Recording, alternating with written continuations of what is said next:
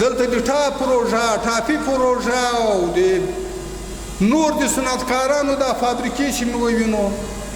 دا په څه شي کېږي او په دومره کم وخت کې به دا 4 کلو کې فراه ولایت ته ورسه هلته د بخشاباد بند لګیا ده په هغه باندې په میلیونو ډالر مصرف شو په اسلامي امارت کې هغه د اوس غرونه یې چیرې کړ سورې یې کې وکړل سبا بل ورځ به د هغه بل د بدنې مې افتتاح کېږي همدغسې پسې ورسه نیمروز ولایت ته نیمروز ولایت کې بند کمال خان ډېره عظیمه پروژه وه ډېر نیمګړي کارونه یې موږ ته پاته وو د هغه هم ګټه اخیستنه ته مې هغه وسپاره همداراز په هر ولسوالۍ کې دا چیک ډیمونه چې جوړ سوي دي دا نورې پروژې مخته روانې دي حیران دي دنیاوال موږ تاسو ته خپل ځان نه ښکارېږي تاسو یقین وکړئ چې د دنیا هغه خلک چې لږ احساس لري لږ مسؤلیت احساسولی شي هغه د افغانستان اسلامي امارت په اقتصادي پالیسي باندې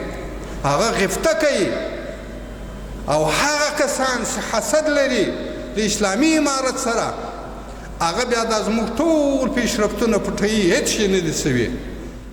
هم شته دا به ځکه لږ تشریح کړو چې بعضې رسنۍ او بعضې خلک بعضې مغرضین بعضې محاصرین دا ادعا لري چې په افغانستان کې د افغانستان اسلامي امارت دا حکومت کومې لاسته راوړنې په سیاست کې لري کومې لاسته راوړنې په اقتصاد کې لري کومې لاسته راوړنې په امنیت کې لري نو اولا ستاسو کوم حق چې په دې نظام جوړیږي یو ستاسو د عزت او ستاسو د ابرو ستاسو د حیثیت او ستاسو د ناموس امنیت تامین کول دي په دې کې لله الحمد د افغانستان اسلامي امارت زمونږ هغه مجاهدین د سنګر زمونږ اسلامي اردو زمونږ د داخله وزارت او د قمندانۍ امنیې هغه قطعي مجاهدین د استخباراتو دا ټول ستاسو په خدمت کې دي شپه او ورځ ستاسو د امنیت ستاسو د اقتصاد ستاسو د عزت دوی شپه او ورځ لګیا دي الحمدلله داسې مثالي امنیت یې تامین کړی پرون د قدرمن والي صاحب سره په مجلس کې موږ ناست وو دا خبره یاده شوه ما ویل ګورې په امریکا کې په جاپان کې انګلستان کې او په هغو هېوادو کې چې هغه ډېر پیشرفته دي او هغلته هېڅوک له اسلحې سره بلد نه ده هلته امنیت راوستل ډېر اسانه ده 5 پولیس په چوک کې ودروه په هغه سر د ښار کې ودروه هېڅوک د دې جرأت نه لري چې څوک د چا امنیت مختل کړي اما په هغه ملک کې چې د 40 کالو راونیسه هر کور کې کلاشنکوف شته داسې کورونه به یې پیکا به یې پکې راکېټ به یې کې له ځوانه ونیسه تر کشره له کشره تر زنانه تر سپینګیري ټول د اسلحو په چل باندې پوهېږي اسلحه هم موجوده ده چلوونکی هم هر څوک شته په دغو خلکو کې امنیت راوستل کمال هم دغه ده نن د افغانستان په هر کور کې اسلحه شته مقتدرک ده هر کس مجاهد ده هر کس سنګر لیدلی ده هر څوک د اسلحې په چلولو پوهېږي خدا چې نن دغه نظام هغه کنټرول کړي دي په اعتماد کې اخیستي دي 5 مجاهدین هلته په پوسته کې هېڅوک هم د دې جرأت نه لري چې یا به غلا وکړي یا به د چا حریم ته ور واوړي یا به د چا په مال باندې تعرض وکړي نو دغه هغه اولنی انعام الهي ده چې د دغه سنګر مجاهد په ترو سره ما ته په آرام سره خوبونه کوو دغه یو حق ده دې نظام تاسو ته درپره کړی ده دوم موږ او تاسو چې راټول سوي په دې قیادت کې او نن په ټول افغانستان سرتاسري افغانستان باندې یو قیادت ته یو نظام د وجه چی ده دا هغه عزیز ملت ته که چا ورته وویل چې د دین مشترکات سره لرو نور هیڅ شی نه لرو د هرات دغه قدرمن والي صاحب ما په هیڅ وخت کې نه ولیدلی خو نن دی چې موږ ته احترام لري موږ یې ده ته لرو موږ د هرات خلک یې موږ ته لري موږ د هرات خلکو ته لرو څه شی ده هغه دین ده ان الدین عند الله الاسلام په دغه دین باندې سره راټول سوي یو او انما المؤمنون اخوة زموږ او د تاسې دا یو مشترکات دین د اسلام ده خدای دې نه کوي که موږ چېرته لکه زموږ هغه رهبران ګوري د جهاد وخت رهبرانو ټولو یغو هم دعوه د جهاد او د دین کړې وه خو کله چې د دین له دایرې څخه منحرف شو د جهاد له اصولو منحرف شو بیا نه ملت پسې ودرېده نه قوم پسې ودرېدله نه قبیله پسې ودرېدله امتیاز درته زموږ د تاسې هغه اخوت اسلامي ده هغه دین د اسلام ده دغه رشته چې زموږ د تاسې په مابین کې هیڅ دښمن په موږ او تاسې باندې نشي کامیابه کېدلی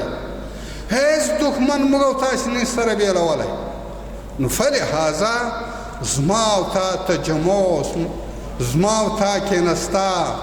زما او ستا حکومتولي زما او د تا راشه درشه د اسلام د دین په اساس باندې ده تر څو چې دغه اسلام او دغه دین زما تا کې ریښې ولري ما او تا څوک نشي بیلولی او دغسې به دا نظام دائم او قائمي نو شرعي نظام دغه موجوده مسؤلینو تاسو ته راوستی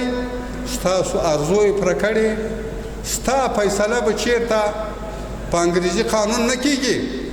ستا فیصله به په داسې روغه جوړه نه کېږي چې هغلته عدالت اجتماعي نه وي تامین سوی تا ته به محکمې ته ولاړ شي محکمه کې به دې په قرآن او حدیث او فقه باندې به تا فیصله کېږي دا د بل حق ده په دې نظام باندې چې زما نظام به شرعي وي دا هغه دوه معنوي شیان دي چې زما او ستا په ژوند باندې ډېر دغه احتوا کوي ورته احتیاج لرو بعضې ظاهري اسباب هم شته بعضې ظاهري ګټې هم شته چې دا نظام تا ته درکړي دي یو په هغه کې ستا د دې نظام سیاست اسلامي ده او دا سیاست داسې محکم ده په دین باندې استوار ده قایم ده چې که چېرته زموږ سیاسي پالیسي جوړېږي هغه به د قرآن او حدیث او د فقه په رڼا کې جوړېږي موږ د حکومتو تابع نه یو موږ د خلکو تابع نه یو موږ د دغه اسلام تابع او دا پالیسي به هم دغسې جوړوو نو په ځکه هغه اسلامي سیاست غوره سوی ده د اسلامي سیاست تقاضا هم دا ده لکه څرنګه چې زموږ قدرمن امیر المؤمنین حفظه الله تعالی هغه سیاست په اسلامي سیاست پوه او دا یې درکړه چې زه اوس دلته راغلی یم په افغانستان کې زه اوس حاکم ګرځېدلی یم ټولو دښمنانو ته او ټولو رقیبانو ته یې عفو اعلان کړ دغه ته اسلامي سیاست وایي او دغه هغه سیاست ته کوم چې رسول اکرم صلی الله علیه وسلم په مخ باندې بیو دغه هغه سیاست ته چې د مسلمانانو په مقابل کې باید سړی ټیټ واوسېږي او دا د رسول الله صلی الله علیه وسلم حدیث مبارک ته واعفو عمن ظلمک هغه چا ته عفو وکړه چې په تا باندې ظلم کړی په موږ باندې امریکایانو چې ظلم کړی هېڅ موږ ورته پریشانه نه یو په موږ باندې خو دلته هغو خلکو چې د امریکایانو تر څنګ ولاړ وو او ځان ته افغانان ویلی زیات ظلم خو هغو کړی ده خو زمونږ دغه نظام او دغه رهبریت هغو ته ویل چې نور له افغانستانه مه وځه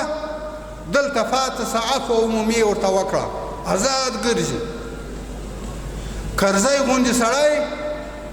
هم آزاد ګرځي ډاکټر عبدالله غوندې هم آزاد ګرځي نور هم جنرالان دلته ګرځي هیڅوک ورته څه نه وایي، بلکې همدغه مجاهد د دغه امیر په اطاعت کې په هغه باندې هم پیره کوي. که نه هغه د پیرې وړ خو نه و،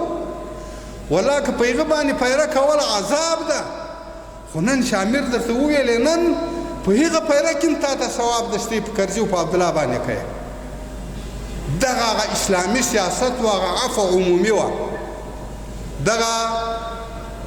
بل یو نعمت ته چې د اسلامي نظام موږ ته راوستی ده، هغه اساسي خبره چې زموږ ټول ملت او دنیا په موږ باندې کله کله دا تنقید کوي، وایي په اقتصادي برخه کې اسلامي امارت برنامې نه لري. یو حسد ده، یو غفته ده، یو د بل حق پټول دي، دا فرق لري. نن که د افغانستان د اسلامي امارت دغه کارکردګي چې په اقتصادي بخش کې لګیا ده، بسته یو معینیت په رأس کې مجاهد او مخلص او الحاج ملا برادر اخوند ورکړی ده. که چېرته دلته موږ ته اقتصاد اهمیت نه درلود، داسې مهم کسان بیا موږ دغه بسته نه ورکول. دا هره ورځ تاسې چې اورئ